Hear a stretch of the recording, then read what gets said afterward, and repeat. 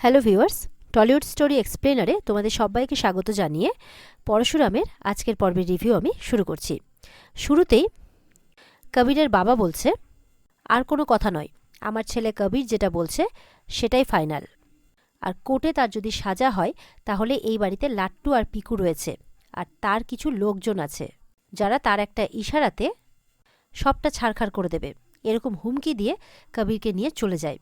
এটা শুনে কিন্তু তটিনী কিছুক্ষণের জন্য চুপ করে গেলেও পরশুরাম তাকে আশ্বাস দিয়ে বলছে যে তোমার মন যা বলে তুমি তাই করবে, আর লাট্টু আর পিকুর কথা চিন্তা করো না, ওদের সাথে আমি আছি। আর তটিনীকে কোর্টে যেতে বলে। এরপর তটিনী তার স্বামীকে বলছে যে আমরা কি পুলিশে খবর দিতে পারি না।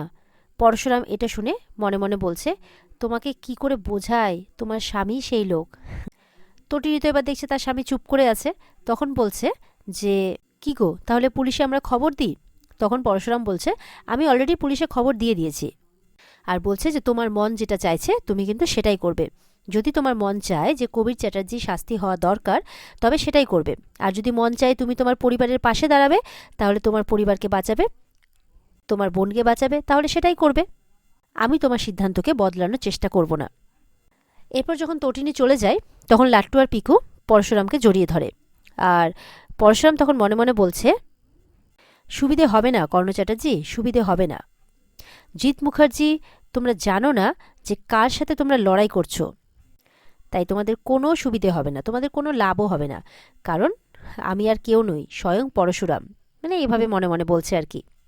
ওদিকে তটিনী তার বাবার সাথে কোর্টে পৌঁছলে তার দিদি তার সাথে তার স্বামী লাট্টু পিকুকে না দেখতে পেয়ে তারা কোথায় এটা জিজ্ঞাসা করে। তটিনী তখন সঙ্গে সঙ্গে কাঁদতে কাঁদতে বলে যে ওদেরকে আটকে দিয়েছে দিদি। তার দিদি তখন তটিনীকে জিজ্ঞাসা করছে, আটকে দিয়েছে মানে? আমি কিছু বুঝতে পারছি না, ওরা কোথায়, ওরা আসবে না? তটিনী তখন চিৎকার করে তার দিদিকে বলছে যে আমার বাচ্চাদের নজরবন্দি করে রাখা হয়েছে। এটা শুনে তখন তার দিদি নজরবন্দি করে রেখেছে এটা জানতে চাইলে তটিনীর বাবা সেখানে এসে তার দিদিকে বলছে যে আমাদের পরিবারে কি ঘটছে তা নিয়ে তোমাকে অত মাথা ঘামাতে হবে না, তার বদলে যে কেসটা তুমি নিয়েছো সেটা নিয়ে মাথা ঘামাও। এরপর তার বাবা দিদিকে বলছে যে তটিনী এখন স্টেটমেন্ট দেবে। এক কথায় বলতে গেলে তটিনী তার স্টেটমেন্টটা বদল করবে, না হলে কিন্তু সব কিছু ধ্বংস হয়ে যাবে। তার বাবার মুখ থেকে এরকম কথা শুনে তটিনী কিন্তু আপসেট হয়ে পড়ে। আর বাবাকে বলছে যে শুধুমাত্র এই কারণে তুমি আমাকে বিয়েতে নেমন্তন্ন করেছিলে, তাই না? শুধুমাত্র এই কারণে আমাদের বাড়ি নিয়ে তোমার জামাইয়ের হাতে ইনভেস্টিগেশন, মানে আমার হাজব্যান্ডের হাতে মানে তোমাদের জামাইয়ের হাতে ইনভিটেশন কার্ডটা দিয়েছিলে, এটাই ভেবে, তাই না? তটিনী প্রশ্ন করছে তার বাবাকে। তটিনী বলছে, আজকে তুমি আমাকে জীবনের একটা এমন সন্ধিক্ষণে দাঁড় করিয়ে দিয়েছ যেখানে আমি বুঝতেই পারছি না যে আমি কি করব, কি সিদ্ধান্ত নেব। আর তার বাচ্চাদের আটকে রেখেছে বলে হাউমাউ করে কাঁদতে থাকে। এমন সময় কর্ণ চ্যাটার্জি মানে কবিরের বাবা সেখানে এসে পড়ে আর তটিনীকে ধমক দিয়ে চুপ করতে বলে। তটিনীও ভয়ে তখন চুপ করে যায়। এরপর তার ছেলে মানে কবিরকে ডেকে বলছে, মানে কর্ণ চ্যাটার্জির ছেলে কবিরকে ডেকে বলছে, ও হলো মুখার্জি বাড়ির জামাই আর তটিনী হলো মুখার্জি বাড়ির মেয়ে। এরপর তটিনী দিদিকে হুমকি দিয়ে বলছে যে মুখার্জি বাড়ির সম্মান যদি তুমি নষ্ট করতে চাও তাহলে যা খুশি তাই করতে পারো, শুধু তার সাথে কিছু লাশ পড়ে যাবে ওই মুখার্জি বাড়ির প্রেমিসেসের মধ্যেই। এটা শুনে কিন্তু তটিনীও খুব ভয় পেয়ে যায়। তার দিদি কবিরের বাবাকে বলে যে আপনি কিন্তু নিজের হাতে আইন তুলে নিচ্ছেন, এখানে চারপাশে পুলিশ এমনকি ইন্টেলিজেন্স ডিপার্টমেন্টের সবাই আছে, এটা ভুলে যাবেন না। জবাবে তখন কর্ণ চ্যাটার্জি বলছে, কেউ কিচ্ছু করতে পারবে না, কারণ প্রাণভ্রমরা আছে আমার হাতে, মানে লাট্টু আর পিকু আর শিবপ্রসাদ।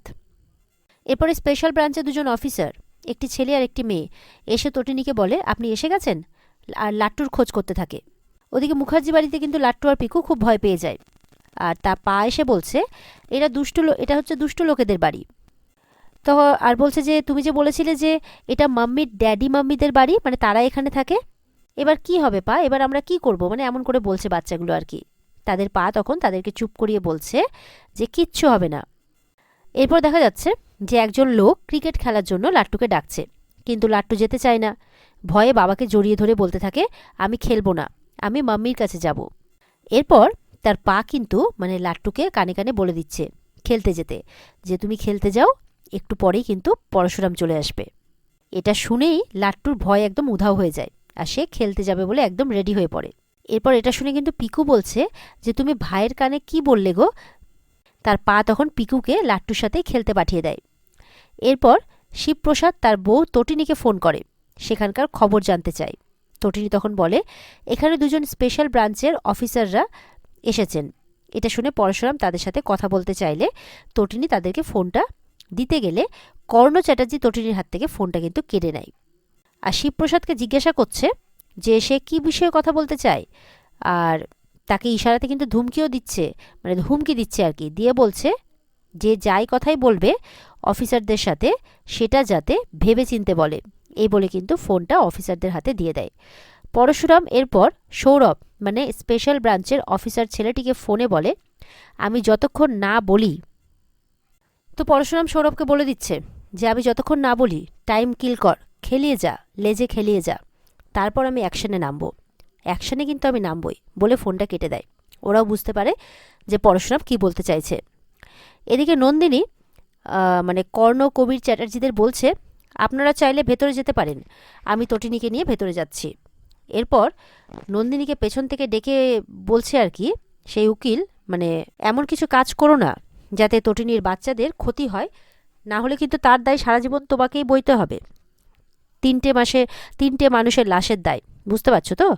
তখন তটিনী বলছে আইনটা আমার বা তোমার পারিবারিক বা পৈতৃক সম্পত্তি নয়, সেটা সকলের জন্যই সমান, এই বলে চলে যায় নন্দিনী। এদিকে দেখা যাচ্ছে মুখার্জি বাড়িতে লাট্টু পিকু 3টে লোকের সাথে ক্রিকেট খেলছে। সেই সময় পরশুরাম বলরামকে ফোন করে বলছে যে ওই 3 জনের একজনকে গিয়ে বলো যে তাকে ডাকছে। বলরাম সেই মতো করে একজনকে গিয়ে বলে যে আপনাকে ডাকছে, এই বলে পরশুরামের কাছে পাঠিয়ে দেয়। লোকটি তখন পরশুরামের কাছে পৌঁছতেই পরশুরাম তাকে মেরে আধমরা করে তার বডিটা গাড়িতে পুড়ে দেয়।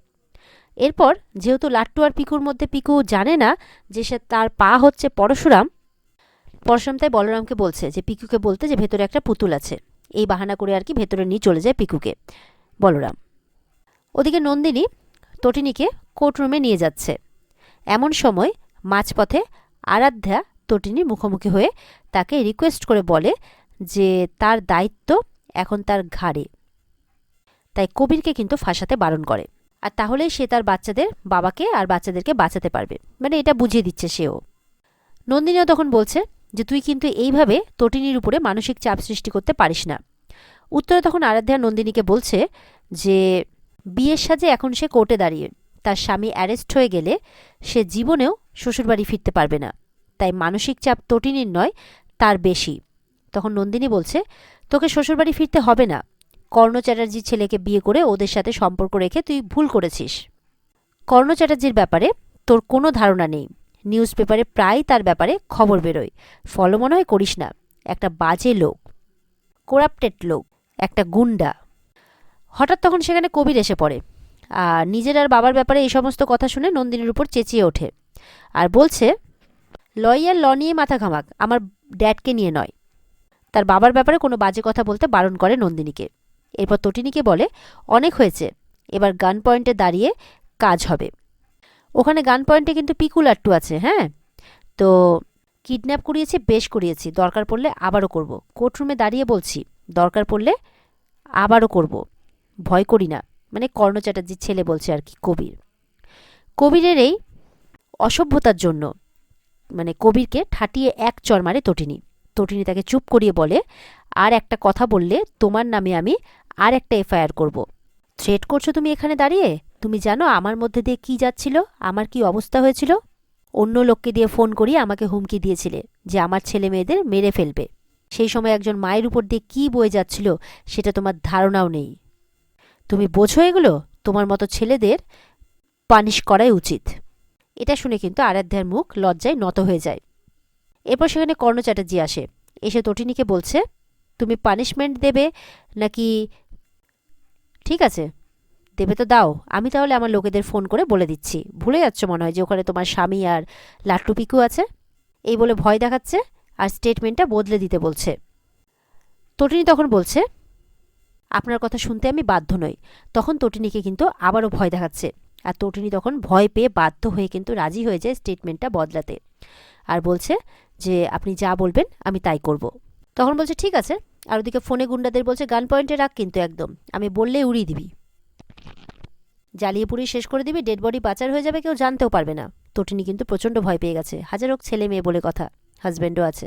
নন্দিনী বলছে আপনি কোর্টে দাঁড়িয়ে বেআইনি কাজ করছেন, আপনি জানেন না যে আপনার কি অবস্থা হতে পারে। কর্ণ চ্যাটার্জি বলছে কিচ্ছু করতে পারবে না, no evidence, no proof, nothing, কিচ্ছু থাকবে না। এদেরকে বলছে যাও যাও ভেতরে যাও। আর ওদিকে দলবলকে বলে দিচ্ছে তোরা তৈরি থাকবি, এদিকে তটিনী স্টেটমেন্টটা যদি বদল না করে তাহলে আমি যেটা বলবো একদম সেটা করবি। তো এইভাবে ভয় দেখাতে থাকে তটিনীকে। আর এখানেই আজকের পর্ব শেষ হয়ে যায়। তো বন্ধুরা, এই ছিল আজকের পর্বের রিভিউ। ভালো লেগে থাকলে কিন্তু অবশ্যই পর্বকে লাইক কমেন্ট করে জানাতে ভুলবে না। আর আমাদেরকে সাবস্ক্রাইব করবে যাতে আমরা নিত্যদিনের আপডেটগুলো তোমাদের কাছে নিয়ে আসতে পারি। তাহলে দেখা হচ্ছে আগামীকালকে। সবাই ভালো থাকবে। টাটা।